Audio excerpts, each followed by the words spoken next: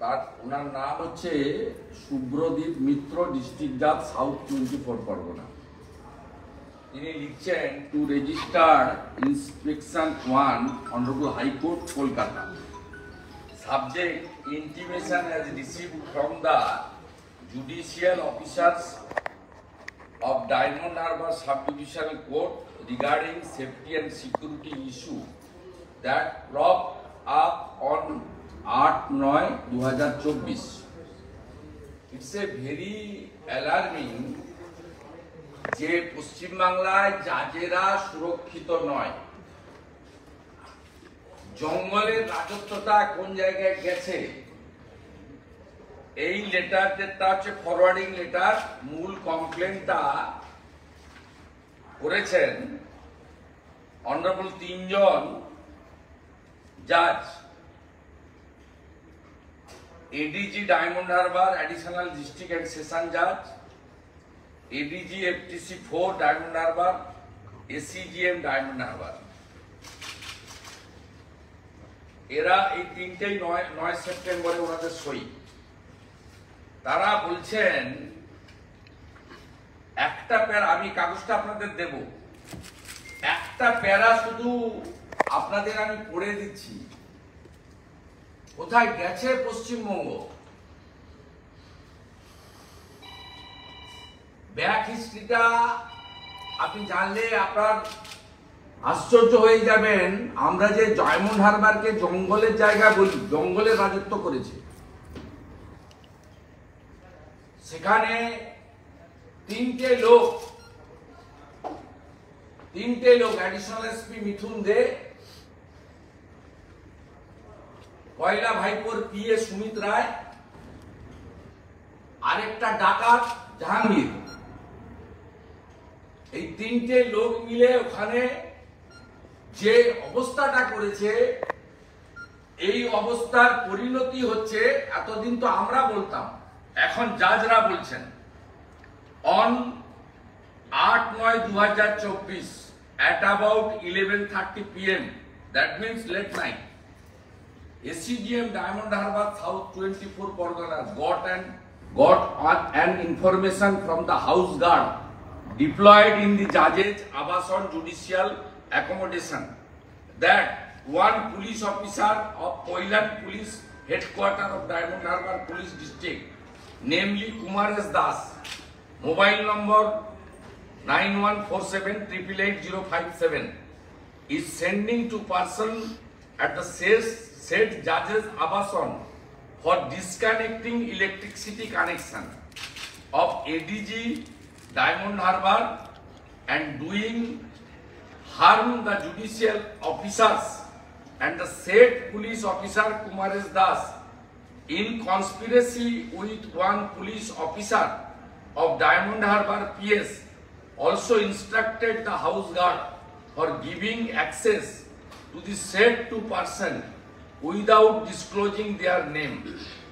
After knowing about the said fact, Additional District Judge SCGM, Additional District Judge Fast Track Court 4 started to take information about the matter. দিয়ে উনি 8টা পয়েন্টের উপরে district জাজকে পাঠিয়েছিলেন, district জাজ রেজিস্ট্রারকে পাঠিয়েছেন। বিষয়টা হলো এই কয়লা ভাইপো এবং মমতার পুলিশ, এরা যা বলবে জাজদের লোয়ার জুডিশিয়ারিকে তাই অর্ডার দিতে হবে।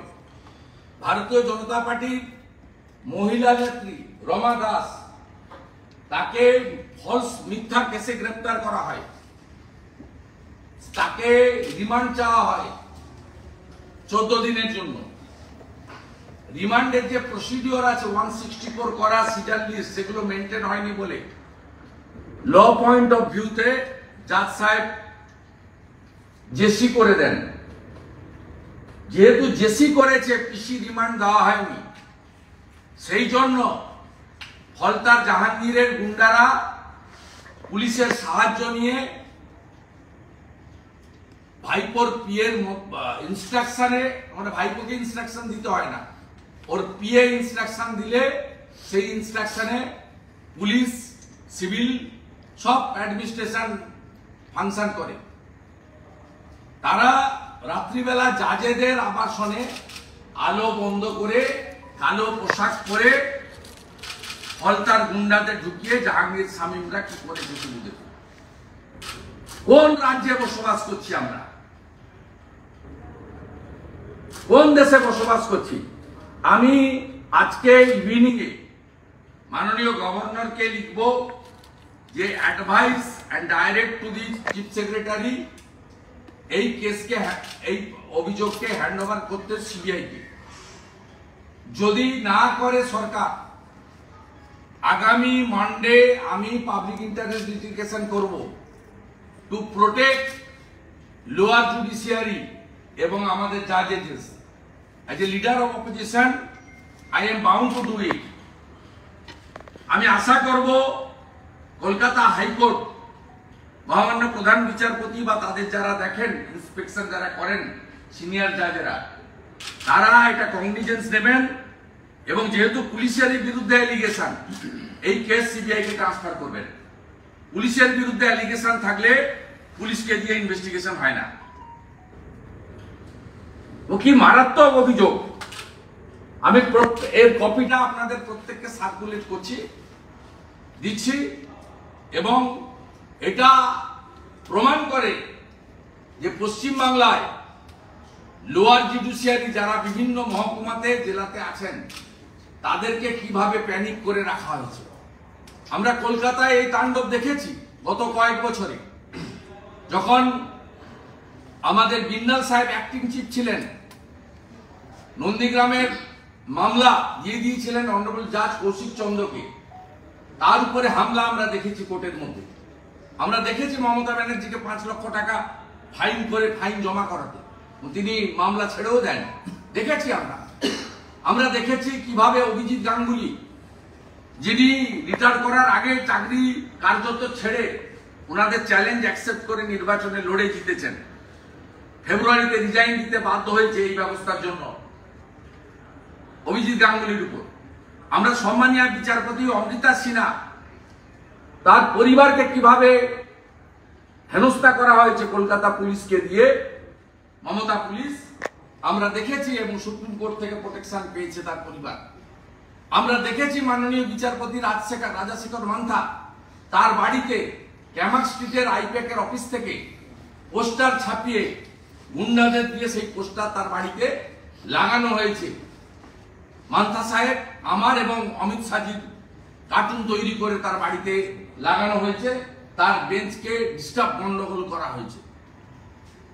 আমরা এগুলো দেখছিলাম কলকাতায়, কিন্তু আলো বন্ধ করে হত্যার চেষ্টা। কোন সাম্রাজ্যে আমরা বসবাস করছি? অপরাধ একটাই, রমা দাস বিজেপি, আগে এনডিপিএস এর মামলা ছিল ডায়মন্ড হারবারে হাফ।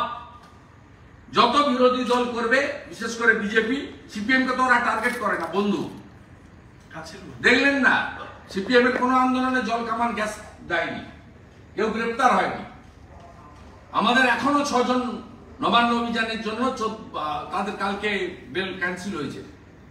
একটু পরেই আমি নিচে 198 জনকে সম্বর্ধনা দেব, যারা 7 থেকে 14 দিন জেল খেটে এসেছেন। তারা আমার সঙ্গে মিলিত হবেন এখনই, আমি তাদেরকে সম্বর্ধনা দেওয়ার জন্য ডেকেছি। দে আর দ্য রিয়েল ফাইটার। তারা আমাদের বোনের জন্য ফাইট করে, কেউ ন্যূনতম 7 দিন, কেউ 14 দিন পর্যন্ত জেলে থেকেছে, এমনকি রিমান্ডে পর্যন্ত তাদেরকে রাখা হয়েছে। সুগারের পেশেন্ট 3 দিন সুগারের ওষুধ খায়নি, তার ড্যামেজ করে দিয়েছে এরা। কমপ্লিট 72 ঘন্টা একবেলা খাওয়ার দিয়েছে। এমনকি ক্যানিং এর জয়নগরের শঙ্কর মজুমদার বলে একজন হকার গ্রেপ্তার করেছিল, তাকে ফিজিক্যাল টর্চার করা হয়েছে হেস্টিংস থানায়।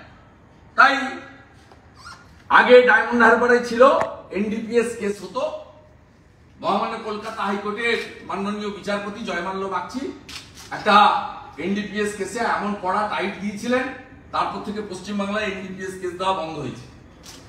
এবারে পস্কো কেসের সুবিধা নিয়ে এই রাজ্যের মধ্যে সবচেয়ে বেশি পস্কো কেস ডায়মন্ড হারবারে করা হচ্ছে, ও সেটা বিজেপির নেতা নেত্রীদের বিরুদ্ধে এটাকে প্রয়োগ করা হচ্ছে। পস্কো কেসের পস্কো কেসের যে উদ্দেশ্য শিশু এবং নারীদের উপরে অত্যাচারের বিষয়ে ফাস্ট ট্র্যাক কোর্ট করে কুইক ইনভেস্টিগেশন চার্জশিট এবং পানিশমেন্ট কনভিকশন করানো, সেটাকে ব্যবহার করছে ডায়মন্ড হারবারে ভাইপো অ্যান্ড কোম্পানি। এই জায়গায় আমরা এটা টেক আপ করলাম, আমরা ধরব। এবং আমি আগেও বলেছি বিজেপির বিরোধী দলনেতা মানে to protect BJP workers and voter নয়। বিজেপির opposition leader means those who are torture by the state government and ruling party of the state, তাদের প্রত্যেকের জন্য বিজেপি অপোজিশন লিডার কাজ করে। তাই আমার মনে হয়েছে এই হাইলি এডুকেটেড, পড়াশোনা করে জুডিশিয়াল সার্ভিস থেকে পাস করে এই মহামান্য বিচারপতিরা, তারা আমাদের বিচার ব্যবস্থাকে বাঁচিয়ে রেখেছেন। তাদের উপরে যদি এই আক্রমণ হয় রাত্রি 11:30টার সময়, আমরা কোথায় কোন জায়গায় আছি, এবং পুলিশের দ্বারা পুলিশ পাঠাচ্ছে ডিসকানেক্ট করতে, আবার পুলিশই লিক করে দিচ্ছে। পুলিশের মধ্যেও নিশ্চয় তবে ভালো লোক আছে, হাউস গার্ড না লিক করলে উনি জানতেই পারতেন না যে ডায়মন্ড হারবার পুলিশ স্টেশন থেকে লোক আসছে, ডিসকানেক্ট করে তারপরে কালো মুখোশ পরিয়ে জানলাতে পাথর, ভয় দেখানো, টেরারাইজ করা। আমরা অনেকদিন ধরে অবজার্ভ করছিলাম বহু জায়গায় অন্যায়ভাবে বিচারপতিদেরকে বাধ্য করা হচ্ছে এসিজিএম কোর্ট, ডিস্ট্রিক্ট কোর্টে এই জিনিস করতে, এবং তৃণমূলের গুন্ডারা আর জেলার এসপি আইসিরা এই কাজটা করছেন। আজকে হাতে নাতে ধরা পড়েছে, এবং এটা নিয়ে আমরা অনেক দূর যাব। এবং আমি মহামান্য রাজ্যপালের কাছে মেল করে সন্ধ্যার মধ্যে পাঠাচ্ছি, আমি 2 দিন অপেক্ষা করব। যদি হায়ার জুডিশিয়ারি এবং স্টেট গভর্নমেন্ট অ্যাপ্রোপ্রিয়েট অ্যাকশন না নেন, আমি Monday public interest litigation file করব অনারেবল চিফ জাস্টিসের বেঞ্চে। তিনি অ্যালাউ করবেন কি করবেন না সেটা তার ব্যাপার। আই উইল মুভ, হাইকোর্টে আমি মুভ করব। আমি এই বক্তব্যটা আপনাদেরকে রাখলাম, এবং আমি এই মেটেরিয়ালটা আপনাদের দিয়েও দিচ্ছি।